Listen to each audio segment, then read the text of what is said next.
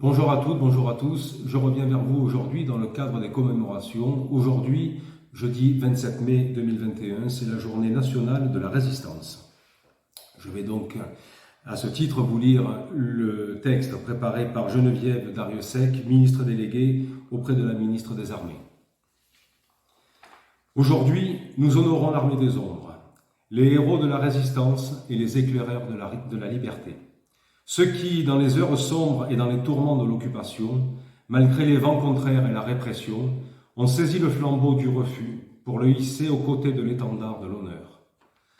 Qu'ils soient célèbres ou anonymes, qu'ils aient accompli de petites ou de grandes actions, des faits d'armes mémorables ou des luttes du quotidien, qu'ils aient été le paysan devenu passeur sur la ligne de démarcation, le jeune réfractaire au STO venu grossir les rangs des maquis, la secrétaire muée en agent de renseignement, l'ouvrier étranger devenu combattant au grand jour, l'étudiante patriote continuant de fleurir la tombe du soldat inconnu, ou l'écrivaine fait pourvoyeuse de tracts et de journaux clandestins, ils furent la fraternité au combat, le dévouement incarné et le visage de la France.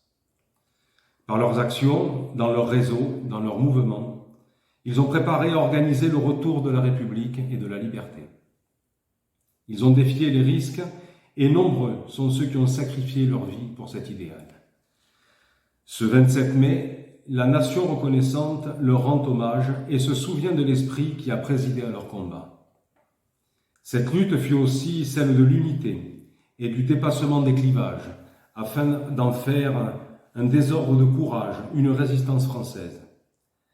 Il y a 78 ans, jour pour jour, la France avait rendez-vous avec le meilleur d'elle-même. Dans Paris occupé, où flottait la bannière à croix gammée, se tenait la première grande réunion du Conseil national de la résistance. Sous l'autorité de Jean Moulin, l'envoyé du général de Gaulle, les représentants de 8 mouvements de la résistance, de 6 partis politiques et de 2 syndicats décidèrent d'unir leurs forces pour lutter contre l'occupant et pour préparer l'avenir du pays. Ils préparèrent les réformes de la France libérée pour que le progrès réponde à l'abaissement. Dans l'épreuve qui étreignait la nation, ils ont su s'élever au-dessus des différences idéologiques pour placer haut l'intérêt supérieur de la patrie. Ils ont œuvré ensemble pour préparer les jours heureux et poser les fondations d'une France prête à bâtir le monde d'après. Nous n'oublions pas. Nous ne les oublions pas, ces résistants qui ont payé un lourd tribut pendant la Seconde Guerre mondiale sur notre territoire, ces résistants que nous commémorons toutes les années. Je vous remercie.